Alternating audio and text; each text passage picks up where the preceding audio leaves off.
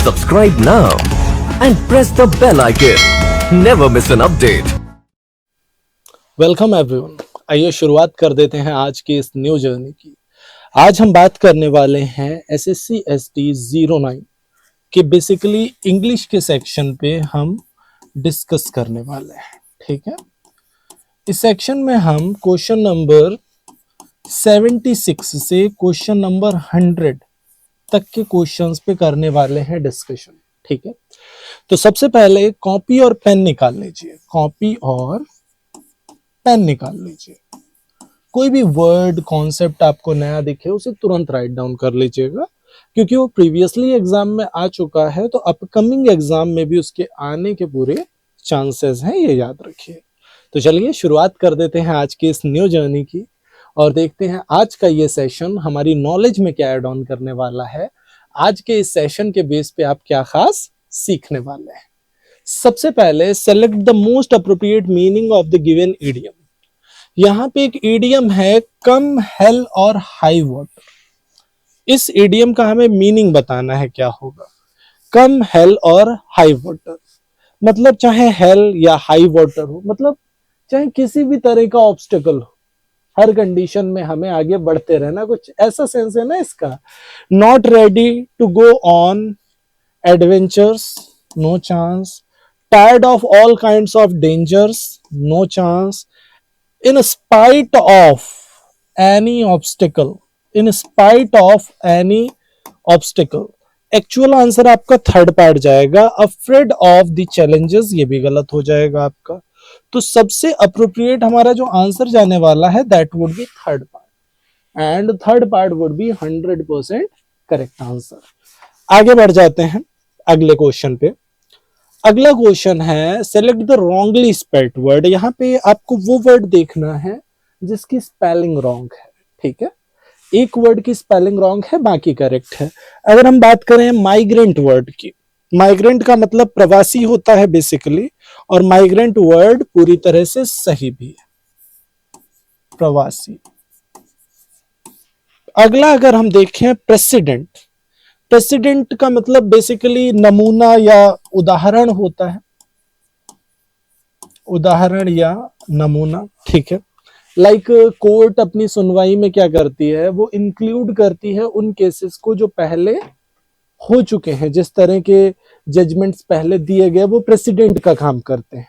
ठीक है, जैसे किसी तरह का कोई पर्टिकुलर केस है, उसमें जो जजमेंट हुआ उसको एक प्रेसिडेंट की तरह यूज किया जाता है आगे आने वाले केसेस में, कि 10 साल पहले ये पर्टिकुलर केस हुआ था, इसका जो जजमेंट आया था उसका एक रेफरेंस लेना। ठीक है, तो ये क्या हो गया, उसका प्रेसिडेंट हो गया, उदाहरण हो गया। ठीक है, परमानेंट, अगर हम देखें परमानेंट की स्पेलिंग तो ये गलत है। परमानेंट की स्पेलिंग कुछ इस तरह से जाएगी, PERMANENT, परमानेंट, ये कुछ इस तरह से जाएगी। और एडामेंट का मतलब होता है बेसिकली कठोर। एडामेंट मीन्स क्या हो गया, कठोर हो गया। ठीक है, तो सबसे अप्रोप्रिएट जो एक्चुअल आंसर हमारा जाएगा जिसकी स्पेलिंग रॉन्ग है that is third part. Third part हमारा 100% करेक्ट आंसर बनने वाला है। आगे बढ़ जाते हैं नेक्स्ट क्वेश्चन की ओर, and the very next one is अगला question, something that is expressed in a confusing way. अब यहाँ पे select the word which means the same as the group of words given. कुछ भी ऐसा, something that is expressed in a confusing way, कुछ भी ऐसा जो एक्सप्रेस किया जाता है किस वे में, कंफ्यूजिंग वे में एक्सप्रेस किया जाता है, उसको एक वर्ड में क्या बोलेंगे, सेंट्रिक, इनऑडिबल, गलेबल और इनकोहेरेंट। एक्चुअल में आपका जो ये जो आंसर जाने वाला है इसके लिए दैट इज इनकोहेरेंट। इनकोहेरेंट का मतलब होता है असंगत।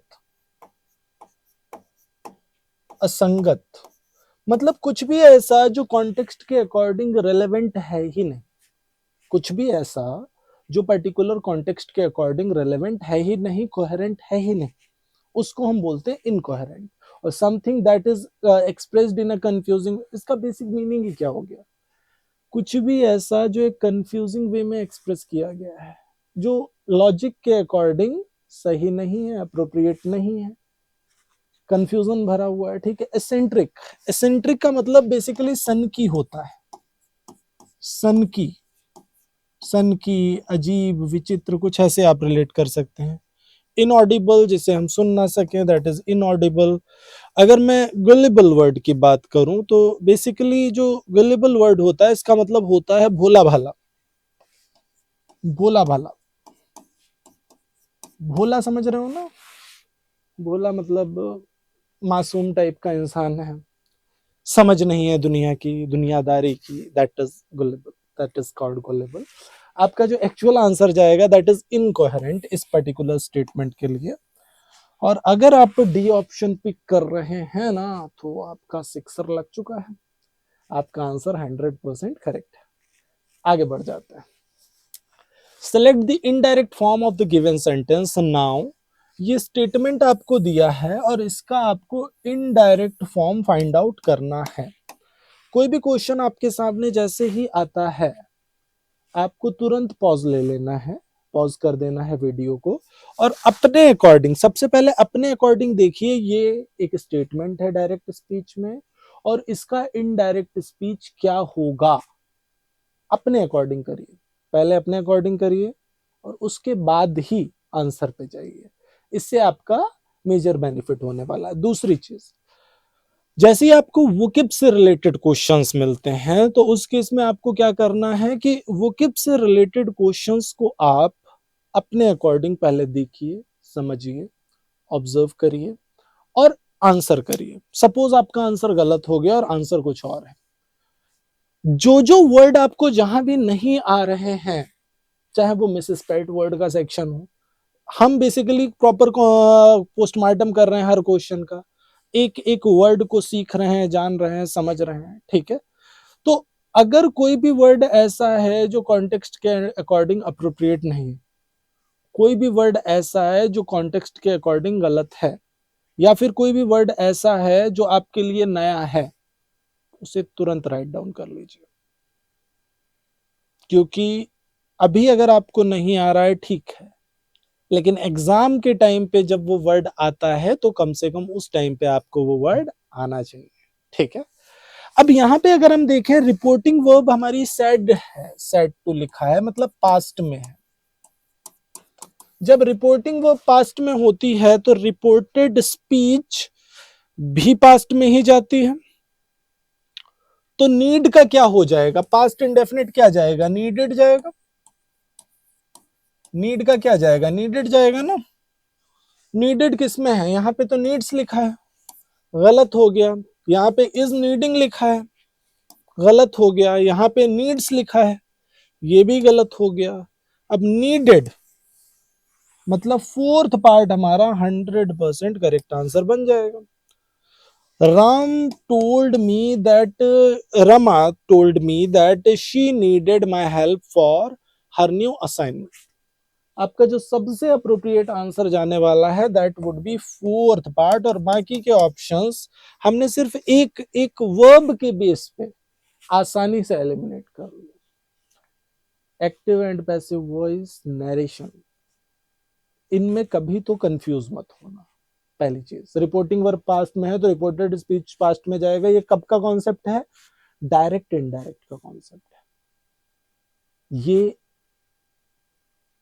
एक्टिव एंड पैसिव वॉइस का कॉन्सेप्ट नहीं है। एक्टिव एंड पैसिव वॉइस में टेंस चेंज नहीं होता, डायरेक्ट से इनडायरेक्ट बनाते हैं तो टेंस चेंज होता है। ये मेजर डिफरेंस है दोनों के अंदर, ये चीज ध्यान देना, ठीक है।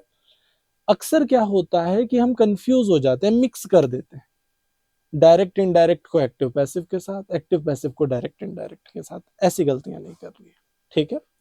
एलिमिनेशन मेथड सबसे अच्छा है अगर आप डायरेक्ट इनडायरेक्ट एक्टिव पैसिव से रिलेटेड क्वेश्चंस कर रहे हैं तो आप ये मत देखिए कौन सा हो सकता है, पहले ये देख लीजिए कौन सा नहीं हो सकता है। जैसे हमने ये देखा कौन सा नहीं हो सकता है, नीडेड किसी में है नहीं हो तो ये नहीं हो सकते, तो जो हो सकता है वो हमारे सामने आ जाएगा, ठीक है। आगे, in the following passage some words have been deleted. अब इस पैसेज में कहानी ये है कि कुछ वर्ड्स को यहाँ पे डिलीट किया गया है। Fill the blank with the help of alternatives given. अब इसके लिए आपको ऑप्शन मिलेंगे, हर ब्लैंक के लिए 4 ऑप्शंस मिलेंगे। Select the most appropriate option for each blank, हर ब्लैंक के लिए जो सबसे अप्रोप्रिएट ऑप्शन है, that you need to fill, that you need to choose. ठीक है, एक बार देख लेते हैं स्ट्रक्चर को, उसके बाद आंसर करना शुरू करते हैं। I remember watching a TV serial on bringing up child that showed parents being obsessed dash their children's performance in the school exams। मुझे याद है एक टीवी सीरियल के बारे में जिसमें क्या था कि जिसमें ये दिखाया गया कि कैसे जो पेरेंट्स हैं पूरी तरह से ऑब्सेस्ड हैं, किस चीज के लिए ऑब्सेस्ड हैं कि उनके जो चिल्ड्रन है उनका स्कूल परफॉर्मेंस अच्छा हो। बहुत सारे पेरेंट्स अपने बच्चों पे बचपन से ही एक प्रेशर क्रिएट करते हैं कि अच्छे मार्क्स लाओगे तो ऐसा होगा, बुरे मार्क्स लाओगे तो ऐसा होगा, अच्छा करोगे तो ऐसा, बुरा करोगे तो, मतलब समझ गए ना, वो ऑब्सेशन होता है उनके अंदर एक तरह से मार्क्स को लेके। उनकी ये साइकोलॉजी बन जाती है, जिस बच्चे के अच्छे मार्क्स आएंगे वो लाइफ में कुछ अच्छा कर पाएगा, जिस बच्चे के अच्छे मार्क्स नहीं आएंगे वो लाइफ में कुछ नहीं कर पाएगा। अब ये ऑब्सेशन जो है कई बार प्रोवोक करता है सुसाइड को, सुसाइडल अटेम्प्ट्स को बच्चों के। आपने ऐसे लेटर्स देखे होंगे, ऐसे बच्चों को देखा होगा जो नीट की तैयारी कर रहे थे, अब किसी कारणवश नहीं हो पाया उनका, उनके मार्क्स से वो इतना अटैच हो गए कि उन्होंने कहा कि मैं क्योंकि इस चीज में सफल नहीं हो पाया, मैं आपकी एक्सपेक्टेशन पे खरा नहीं उतर पाया, इसलिए या उतर पाई, इसलिए मैं सुसाइड कर रहा हूं। प्रैक्टिकली सोचो जरा, ये तो एक बच्चे पे थोपने वाली चीज हो गई ना। हर बच्चा एक अलग लेवल के इंटरेस्टिंग टैलेंट के साथ दुनिया में आता है। क्या ये जरूरी है कि मैं अगर एक टीचर हूं तो मेरा बच्चा भी एक टीचर ही हो? वो एक आर्टिस्ट भी तो हो सकता है, वो एक अच्छा पेंटर भी तो हो सकता है, कुछ भी हो सकता है, वो अलग, उसका टैलेंट अलग हो सकता है। क्यों ना हम पहले ये आइडेंटिफाई करें कि इस बच्चे का रियल इंटरेस्ट क्या है। अगर बच्चा नहीं आइडेंटिफाई पा रहा है तो उसकी हेल्प करें उस चीज में, कि वो आइडेंटिफाई कर पाए कि वो एक्चुअल में क्या करना चाहता है, और उसके बाद उसको प्रॉपर गाइडेंस दें जिस डायरेक्शन में वो जाना चाहता है। ये पेरेंट्स का रियल ड्यूटी तो ये है ना। एक बच्चा उसी फील्ड में बहुत अच्छा कर पाएगा जिसमें उसका एक्चुअल इंटरेस्ट होगा। The series highlighted how parents often give dash higher importance to their children's academic performance than their aptitudes। इस सीरीज में यह हाईलाइट किया गया कि किस तरह से पेरेंट्स क्या करते हैं, give dash higher importance to their children's academic performance than their aptitudes.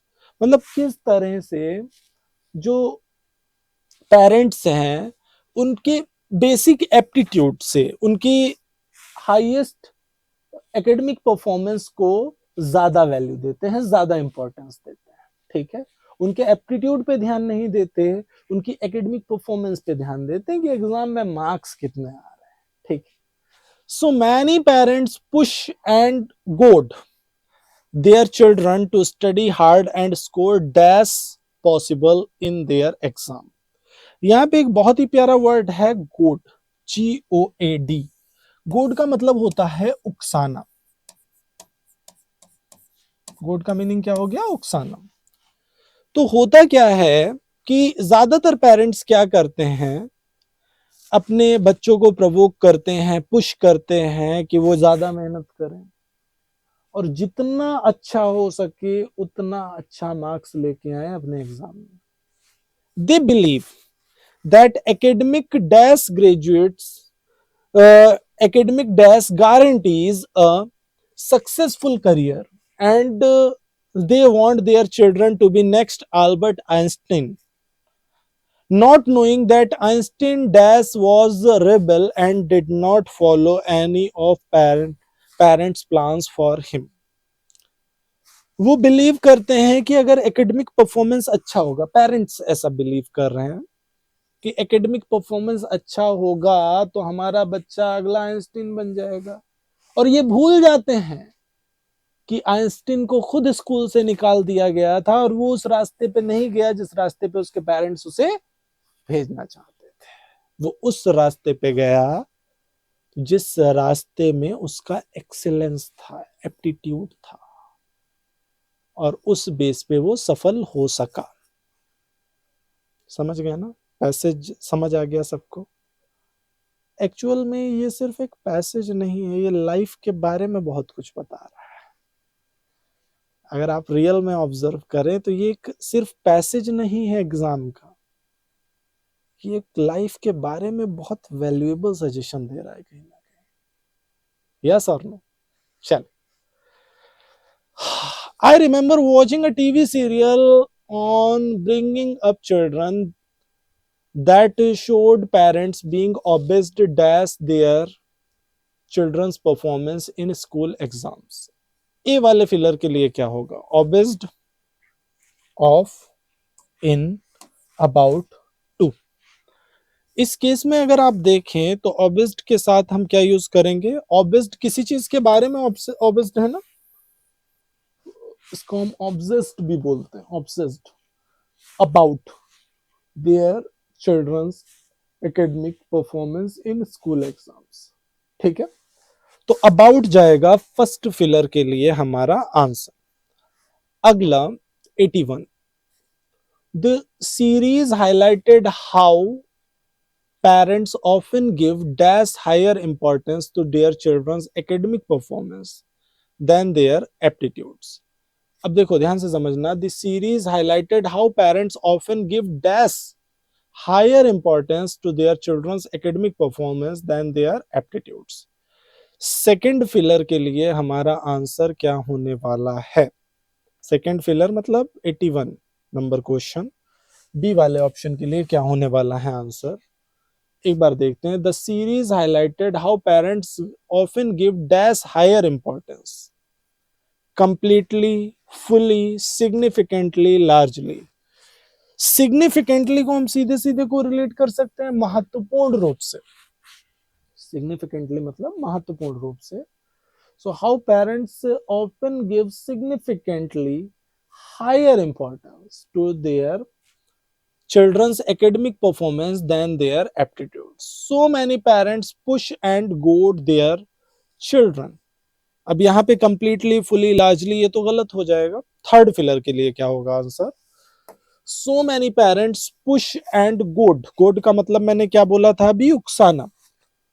Their children to study hard and score dash possible in their exam. As higher as good as high as और as better as। देखो as के साथ generally positive degree आती है साथ में, और as good as सबसे अप्रोप्रिएट जो ऑप्शन हमें दिख रहा है यहाँ पे, जितना अच्छा हो सके। यहाँ पे क्या कहना चाहता है?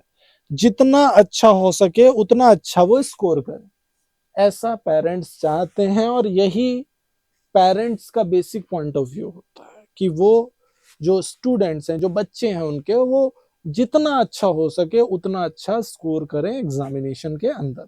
ठीक है, अब एज हायर, हाई, बेटर ये सब गलत हो गया। एज के साथ बेसिकली हायर और बेटर तो आ ही नहीं सकता। एज वाले क्लॉज में आपको मिलता ही पॉजिटिव डिग्री है, और अच्छे के सेंस में हम यूज कर रहे हैं यहाँ पे, तो गुड वाला ऑप्शन हमें मिल रहा है जो सबसे अप्रोप्रिएट हो गया हमारा। ठीक है, हाँ, अगर मान लीजिए ये गुड वाला ऑप्शन ना होता तो फिर हम हाई वाले ऑप्शन पे जाते हैं, मतलब थर्ड ऑप्शन पे चले जाते हैं। आगे बढ़ जाते हैं हम। डी वाले ऑप्शन के लिए क्या होगा? As good as possible in their exams, they believe that academic dash guarantees a successful career. Academic direction, academic realization, academic performance, academic completion.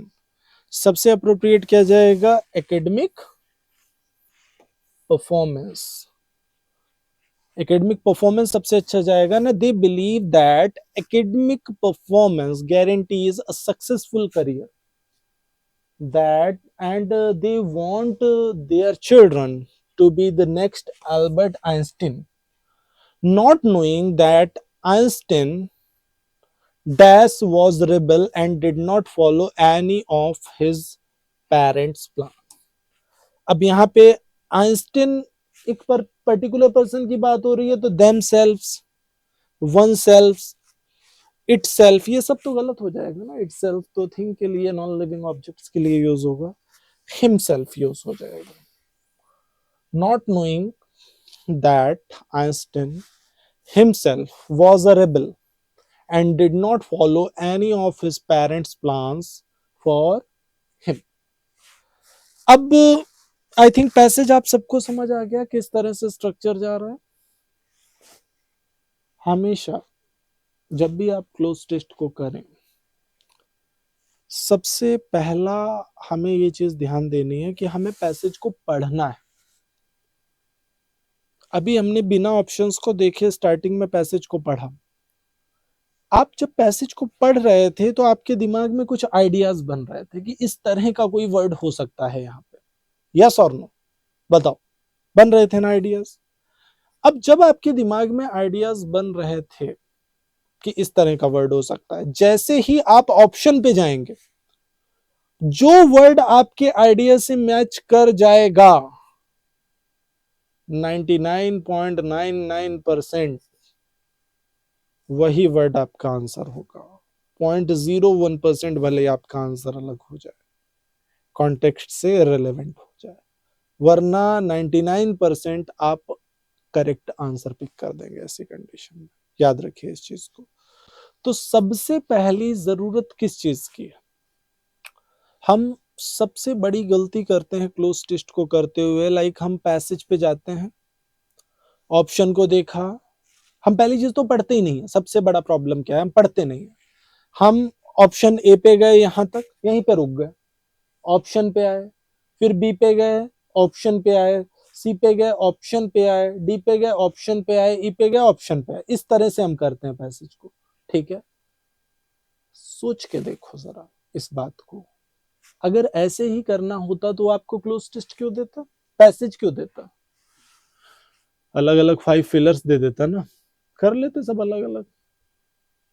सोच के देखो, क्लोज टेस्ट मिलने का बेसिक रीजन, पर्पस क्या है? क्लोज टेस्ट एक combination है किस चीज का? फिलर्स और रीडिंग कॉम्प्रिहेंशन का. क्लोज टेस्ट एक कॉम्बिनेशन है फिलर्स और रीडिंग कॉम्प्रिहेंशन का.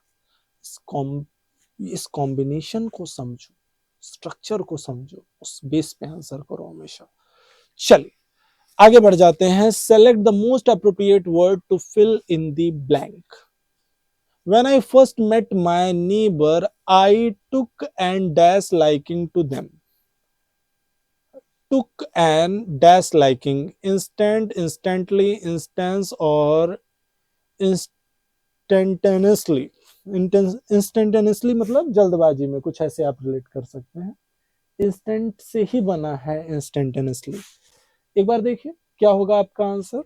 अब यहाँ पे जो एक्चुअल वर्ड फिल होगा, यहाँ पे जो एक्चुअल वर्ड आपका फिल होने वाला है, दैट वुड बी इंस्टेंट. ध्यान से समझना.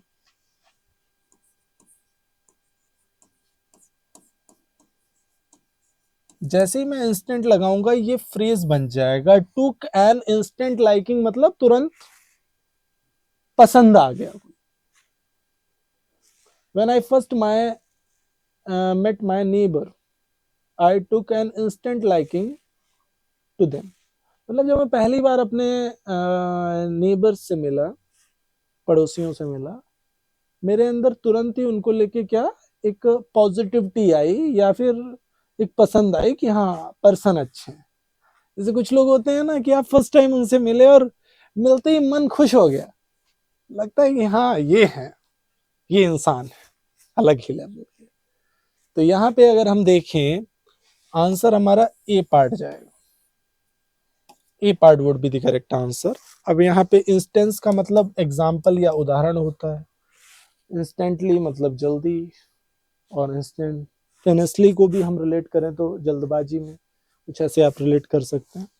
एक्चुअल आंसर आपका ए पार्ट जाने वाला है, और अगर आप ए पार्ट पिक कर रहे हैं तो बिल्कुल आपका सिक्सर लग चुका है, 100% आपका आंसर करेक्ट है। आगे बढ़ते हैं। Select the most appropriate antonym of the given word. आपको गिवन वर्ड का क्या बताना है? एंटोनिम बताना है। वर्ड क्या है? इनविंसिबल। इनविंसिबल का मतलब समझते हो क्या होता है? इनविंसिबल का मतलब होता है अजेय, जिसे हराया नहीं जा सकता। इनविंसिबल, जिसपे विन नहीं किया जा सकता। सिक्योर, सुरक्षित हो गया। सुप्रीम, सर्वोच्च हो गया। अनस्टॉपेबल, जिसे रोका नहीं जा सकता। और सबसे अप्रोप्रिएट आंसर क्या हो गया? वल्नरेबल। वल्नरेबल का मीनिंग क्या होता है? कमजोर। वल्नरेबल का मीनिंग क्या हो गया? कमजोर हो गया। ठीक है, आंसर आपका डी पार्ट ही जाने वाला है। इनविंसिबल के लिए अपोजिट वर्ड आपसे पूछा जा रहा है। इनविंसिबल का मतलब मैंने क्या बताया? अजेय। और वल्नरेबल का मतलब क्या बताया? कमजोर। दोनों एक दूसरे से अपोजिट हो गए। भाई अजेय है कुछ भी तो मतलब मजबूत है ना, ताकतवर है, और वल्नरेबल कमजोर हो गया, उसी का अपोजिट चला गया। ठीक है, आगे बढ़ जाते हैं। Select the most appropriate antonym of the given word. Deport, ये जो वर्ड है ना डिपोर्ट, इसका आपको क्या बताना है? एंटोनिम बताना है। डिपोर्ट वर्ड का आपको क्या बताना है? एंटोनिम बताना है। बेसिकली डिपोर्ट का मतलब होता है निर्वासित करना।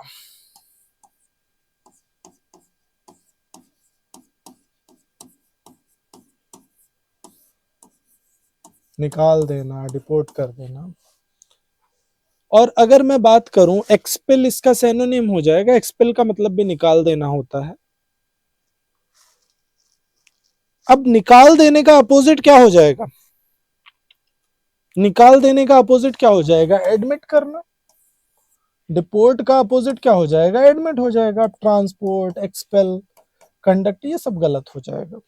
आंसर आपका बी पार्ट जाने वाला है। B part would be the correct answer. और अगर आप बी पार्ट पिक कर रहे हैं तो आप भी बिल्कुल करेक्ट है। आपका 100% सिक्सर लग रहा है। आगे बढ़ जाते हैं नेक्स्ट क्वेश्चन पे।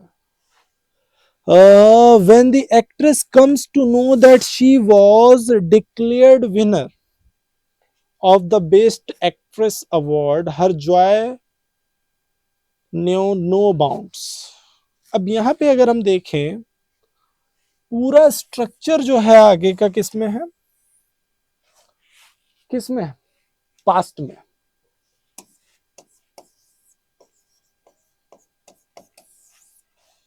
तो जिस स्ट्रक्चर का कोरिलेशन पास्ट का होगा, वही तो आगे, उसी का तो आगे का रिलेटेड क्लॉज पास्ट में जाएगा। यस और नो? प्रायर स्ट्रक्चर जिसका पास्ट में होगा, उसी का रिलेटेड क्लॉज पास्ट में जाएगा। तो अब यहां से अगर आप देखें, यहां से अगर आप देखें तो कम्स नहीं केम होना चाहिए पास्ट इंडेफिनिट। अगर मुझे स्ट्रक्चर को सपोज पास्ट इंडेफिनिट बनाना है तो कम क्यों यूज करूंगा? केम का यूज करूंगा। केम वाला ऑप्शन कौन सा है पास्ट इंडेफिनिट के लिए? केम वाला ऑप्शन कौन सा है? केम वाला ऑप्शन है बी पार्ट। और यही हमारा 100% करेक्ट आंसर बन जाने वाला है। यही हमारा 100% करेक्ट आंसर होने वाला है। Very good, well done. आगे बढ़ जाते हैं। Select the word which means the same as the group of words given. Covered with a material or substance in order to stop heat, sound or etc from entering or escaping। कुछ भी cover किया गया है किस चीज से? Material से या किसी सब्सटेंस से। In order to stop heat, sound etc from entering और स्केपिंग। अब कुछ भी ऐसा कवर किया गया, उसको एक वर्ड में क्या बोलेंगे? हाइड्रेटेड को मतलब तो हम जलीय से रिलेट कर सकते हैं। ठीक है, हाइड्रेटेड को अगर हम रिलेट करें तो ये जलीय से रिलेटेड कर सकते हैं, जलयोजित से रिलेटेड कर सकते हैं, इंसुलेटेड, सबसे अच्छा ऑप्शन यही होगा, इंसुलेटेड। इंसुलेटेड का मतलब होता है आवरण युक्त, आवरण युक्त। कुछ भी ऐसा है जो इंसुलेटेड है, आवरण युक्त है। आवरण युक्त का मतलब कुछ भी कवर किया गया है मटेरियल से या सब्सटेंस से जिससे कि रोका जा सके हीट को, साउंड को एंटर करने से या स्केप करने से, मतलब अंदर भी ना जा पाए हीट या साउंड और बाहर भी ना निकल पाए अंदर का हीट या साउंड, ठीक है, उसको हम करते हैं इंसुलेट कर दिया गया है। तो आपका जो एक्चुअल आंसर जाने वाला है that would be B part. बिल्कुल, अगर आप बी पार्ट पिक कर रहे हैं तो आप 100% करेक्ट है। एक और वर्ड है यहाँ पे, एसिमिलेट। एसिमिलेट मतलब होता है समावेश करना, समावेश करना या सम्मिलित करना, कुछ ऐसे आप रिलेट कर सकते हैं। और अगर हम बात करें कैलिब्रेट, तो कैलिब्रेट का मतलब व्यास नापना, कैलिब्रेट करना, बोर्ड को कैलिब्रेट किया जाता है पहले डिजिटल बोर्ड्स भी, ठीक है। तो आपका जो एक्चुअल आंसर जाएगा that would be B part. Second part would be 100% correct answer. और जो भी सेकंड पार्ट पिक कर रहे हैं सभी का सिक्सर है, सभी की बॉल बिल्कुल बाउंड्री लाइन के बाहर जा रही है।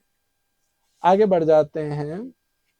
Even though we found ourselves in a dash situation during our climb, we decided not to give up the expedition. हुआ क्या? Even though we found ourselves in a dash situation, यद्यपि हमने अपने आप को पाया किसमें? एक डैश सिचुएशन में। ड्यूरिंग आर क्लाइंब, हमारी क्लाइंब के दौरान, जो हम चढ़ रहे थे ना उसके दौरान, we decided not to give up the expedition, जो अभियान था हमने ये डिसाइड कर लिया कि भाई हम पीछे नहीं हटेंगे, हम अपने अभियान को रोकेंगे नहीं, ठीक है। तो यहाँ पे जो सिचुएशन होगी वो कैसी होगी? अच्छी होगी, बुरी होगी? सोच के देखो कि सिचुएशन कोई बुरी होगी ना, उसी बेस पे तो बोला जा रहा है कि भाई हम जब चढ़ रहे थे, मान लीजिए पहाड़ पे चढ़ रहे हैं आप और कोई बहुत बुरी स्थिति आपके सामने क्रिएट हो गई, लेकिन फिर भी आपने कहा कि हम गिव अप नहीं करने वाले, ठीक है। तो यहाँ पे सबसे अप्रोप्रिएट ऑप्शन क्या जाएगा? प्रिकारियस। प्रिकारियस का मीनिंग क्या होता है? संकटपूर्ण। प्रिकारियस का मीनिंग क्या हो गया? संकटपूर्ण। और यही हमारा 100% करेक्ट आंसर होगा। प्लीजेंट का तो कोई चांस ही नहीं, प्लीजेंट का तो दूर दूर तक कोई भी चांस नहीं है, ठीक है। परमिसिव का मतलब होता है अनुज्ञात्मक या आज्ञात्मक, आज्ञापूर्ण से भी रिलेट कर सकते हैं। प्लॉजिबल को हम रिलेट कर सकते हैं सच्चा, कोई बंदा प्लॉजिबल है तो सच्चा है, विश्वसनीय है। कोई भी फूड प्लॉजिबल है तो मतलब स्वादिष्ट है, किसी फूड के लिए हम यूज कर रहे हैं, स्वादिष्ट है, अच्छा है हेल्थ के लिए, कुछ ऐसे आप रिलेट कर सकते हैं। आपका जो एक्चुअल आंसर जाएगा दैट इज प्रिकारियस। अब स्टेटमेंट को देख लो। Even though we found ourselves in a precarious situation during our climb, we decided not to give up the expedition. Actual answer आपका ए पार्ट जाने वाला है। और जो भी ए पार्ट पिक कर रहे हैं सभी का सिक्सर है, सभी की बॉल बाउंड्री लाइन के बिल्कुल बाहर जा रही है। आगे बढ़ जाते हैं अगले क्वेश्चन पे। In the sentence identify the segment which contains the grammatical error. यहाँ पे क्या है? ये जो सेंटेंस स्ट्रक्चर है इसमें ग्रामेटिकल एरर है, अगर है तो वो आपको आइडेंटिफाई करनी है। वैसे है ही क्योंकि नो एरर का ऑप्शन है नहीं।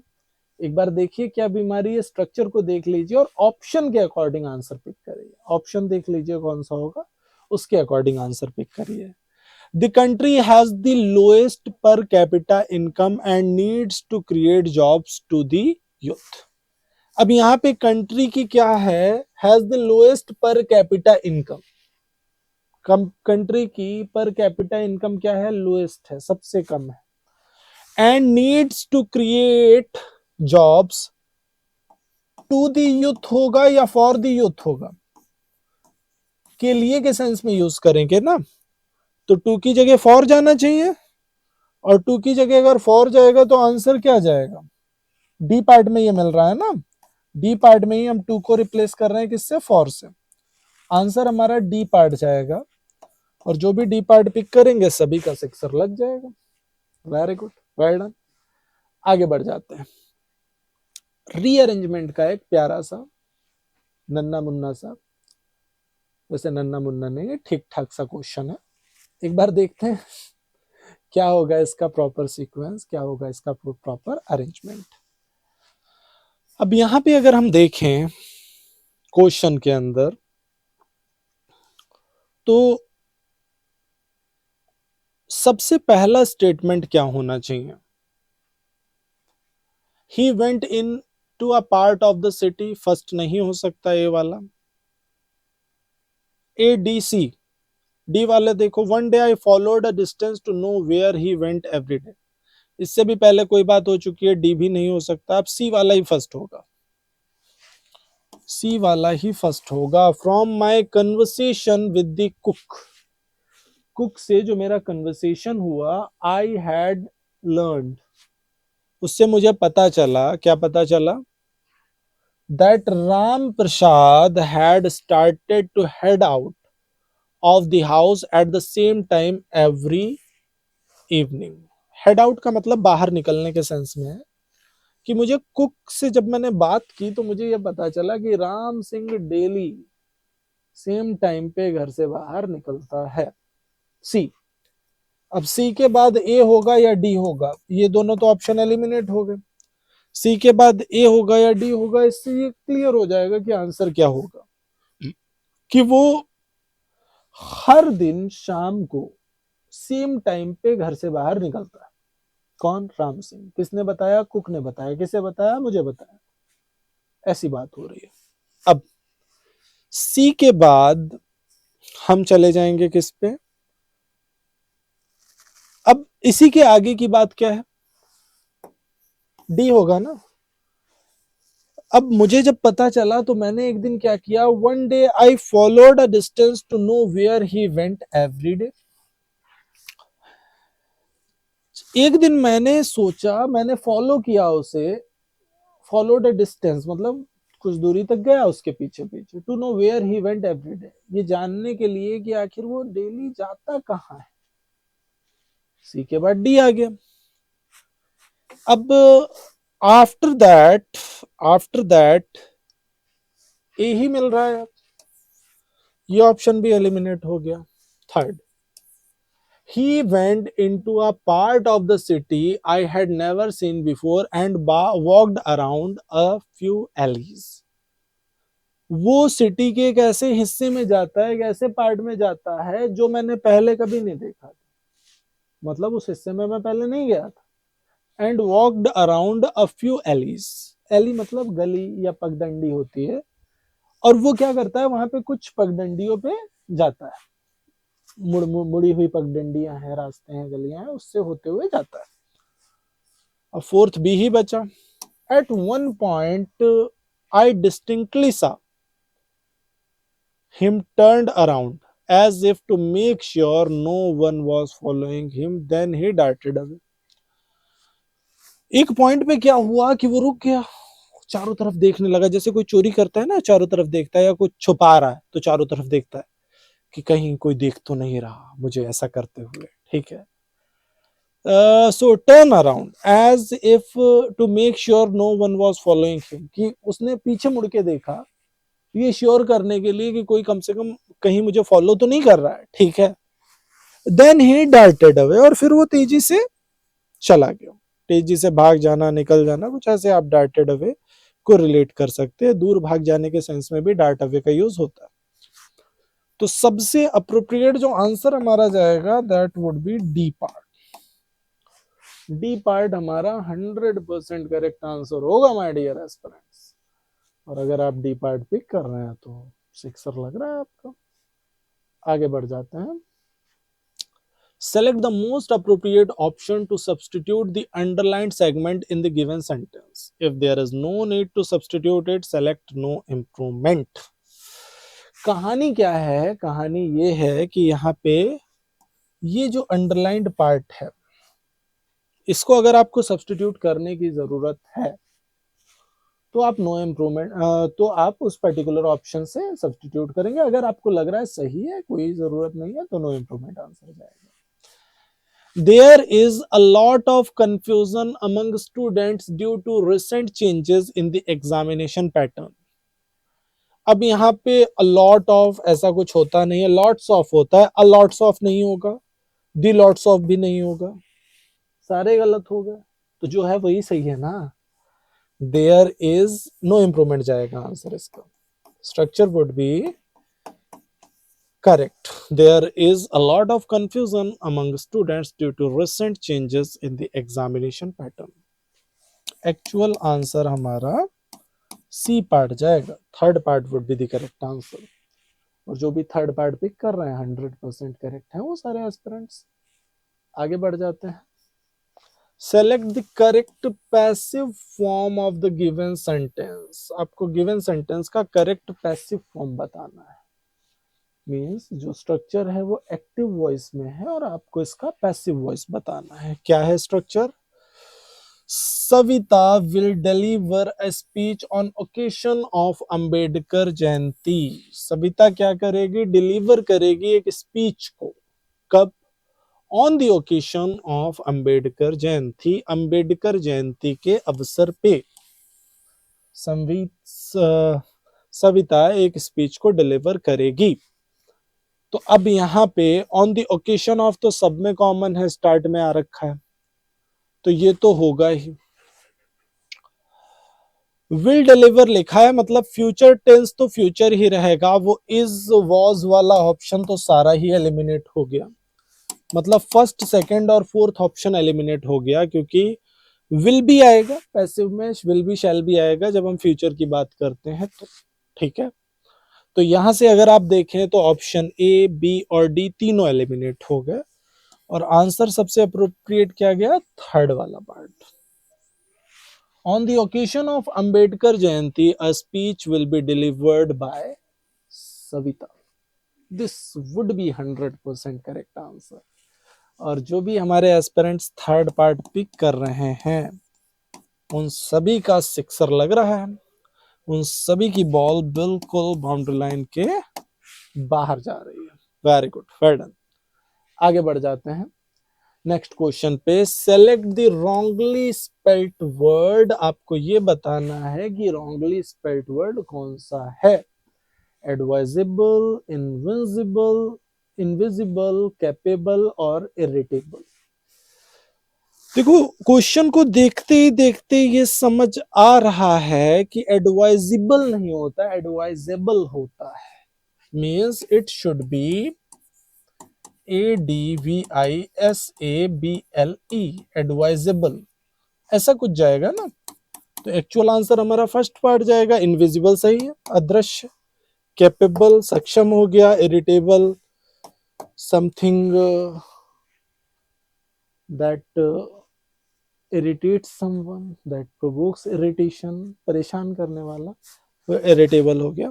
तो आपका जो एक्चुअल आंसर जाएगा that would B A part, first part. और जो भी फर्स्ट पार्ट पिक कर रहे हैं 100% करेक्ट है वो सारे एस्पिरेंट्स। रिप्रोच, बहुत ही प्यारा वर्ड है अगला, रिप्रोच। आपको रिप्रोच का क्या बताना है? सैनोनिम बताना है, ध्यान देना। रिप्रोच वर्ड का आपको क्या बताना है? सैनोनिम बताना है। रिप्रोच का बेसिक मीनिंग होता है तिरस्कार।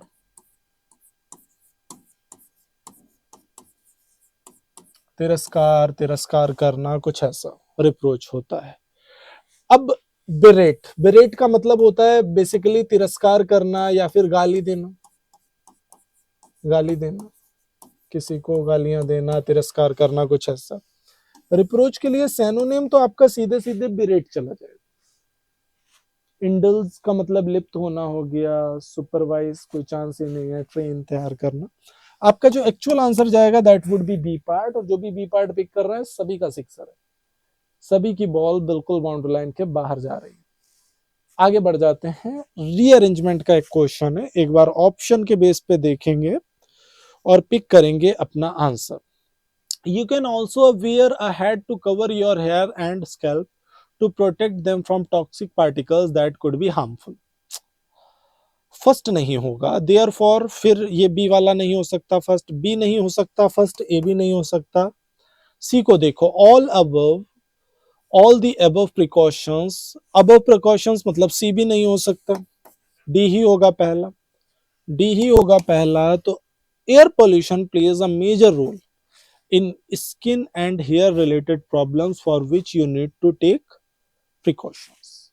तो एयर पोल्यूशन एक मेजर रोल प्ले करता है किस चीज में, in skin and hair related problems, skin और हेयर से रिलेटेड जो प्रॉब्लम होती है, for which you need to take precautions, जिसके लिए आपको क्या करना है, प्रिकॉशंस लेने हैं. अब यहाँ पे डी के बाद हम चले गए किसके ओर, डी ऑप्शन के बाद हम बी पे जा सकते हैं. Therefore, when you are exposed to bad quality air, मतलब जब आप बुरी क्वालिटी की एयर में बाहर निकलते हैं, try and wear full sleeve clothes to cover as much of your skin as possible. तो उस केस में आपको क्या करना है कि जब आप बैड क्वालिटी एयर में बाहर निकलते हैं तो try and wear full sleeves clothes, उस केस में आपको फुल स्लीव्ड क्लोथ्स पहनने हैं, to cover and as much of your skin as possible, और ज्यादा से ज्यादा स्किन को अपनी कवर करना है जितना पॉसिबल हो सके. डी के बाद जैसे ही बी पे गए तो हमारा ऑप्शन का आंसर तो आ ही चुका है, थर्ड पार्ट. ए पे चले जाओ, third, you can also wear a hat to cover your hair and scalp to protect them from toxic particles that could be harmful. अब आप एक हैट भी पहन सकते हैं अपने हेयर को कवर करने के लिए, स्कैल्प का यूज कर सकते हैं, जिससे आप टॉक्सिक पार्टिकल्स जो एयर के हैं, जो हार्मफुल हैं, उनसे आप बच सके. आफ्टर दैट लास्ट ऑप्शन हो गया हमारा fourth, all the above precautions could save you from serious skin disease. इस तरह की जो भी प्रिकॉशंस अगर आप लेते हैं तो ये आपको सीरियस स्किन डिजीज से बचा सकते हैं, प्रोटेक्ट कर सकते हैं. तो एक्चुअल आंसर आपका क्या गया, थर्ड पार्ट. थर्ड पार्ट आपका 100% करेक्ट आंसर है. Select the most appropriate synonym of the given word. Idleness, idleness word का आपको क्या करना है, सिनोनिम देना है. आइडलनेस का मतलब बेसिकली आलस ही हो जाएगा. भाई आइडलनेस का मतलब क्या हो गया, आलस हो गया. और लेथार्जी, लेथार्जी का मतलब भी आलस में पड़े रहना, कुछ इस सेंस में लेथार्जी का यूज करेंगे आप, ठीक है. तो आइडलनेस के लिए सबसे अप्रोप्रिएट जो वर्ड गया वो क्या गया, लेथार्जी गया. एनर्जी, इंडस्ट्री, परिश्रम हो गया, चेयरफुलनेस, आनंद या खुशी हो गया, कोई चांस ही नहीं है. सबसे अप्रोप्रिएट जो ऑप्शन आपका जाएगा इसका synonym, that would B D part. Fourth part would be 100% correct answer. In the sentence, identify the segment which contains the grammatical error. अब आपको क्या करना है, एरर बताना है इस पर्टिकुलर स्ट्रक्चर में कि आखिर क्या बीमारी है, क्या एरर है. I declined the lunch offer by Suresh, not because I do not want to go, but because, but लगाने की क्या जरूरत है, because I had no time. But लगा रहे हो तो बिकॉज मत लगाओ, but I had no time. But लगाओगे तो स्ट्रक्चर सुपरफ्लुअस वैसे होगा, फिर भी होगा अगर आप बिकॉज हटाओगे भी तो अल्टीमेटली जिस पार्ट में बट है वही प्रॉब्लम है, और बट है हमारा किस पार्ट में, सेकंड पार्ट में. तो यही रियल प्रॉब्लम आपकी छुपी हुई है. क्वेश्चन नंबर 100, लास्ट क्वेश्चन है आपका. Select the most appropriate meaning of the given idiom, out of bounds. अगर मैं इस इडियम की बात करूं तो इसका मीनिंग होता है लिमिटलेस. आउट ऑफ बाउंड्स कुछ भी है तो वो क्या है, लिमिटलेस है. अब forbidden, with in limits, tied up, कोई चांस नहीं. एक्चुअल आंसर आपका डी पार्ट जाएगा, और अगर आप डी पार्ट पिक कर रहे हैं तो आप 100% करेक्ट हैं माय डियर एस्पिरेंट्स. सो आज का ये स्पीड टेस्ट डिस्कशन यहीं पे होता है कंप्लीट. आई होप आज के सेशन से आपने काफी नए नए कॉन्सेप्ट सीखे होंगे, काफी नए नए वर्ड सीखे होंगे, नए नए ग्रामेटिकल स्ट्रक्चर सीखे होंगे. जो भी कॉन्सेप्ट्स आपने सीखे हैं, स्ट्रक्चर सीखे, एक बार और वीडियो देखेंगे और उनको राइट डाउन कर लेंगे अपने पास में क्योंकि ये प्रीवियसली कई बार एग्जाम में आ चुके हैं ये सारे पॉइंट्स, सो अपकमिंग एग्जाम में इनके मिलने के पूरे चांसेस हैं। सो मिलते हैं आपसे नेक्स्ट सेशन में। हम रेगुलर मिलते हैं शाम को 6 बजे 6 PM पे महिंद्रा के ऑफिशियल यूट्यूब चैनल पे इंग्लिश के स्पेशल सेशन में। मिलते हैं आपसे नेक्स्ट सेशन में। Till then take care, thank you.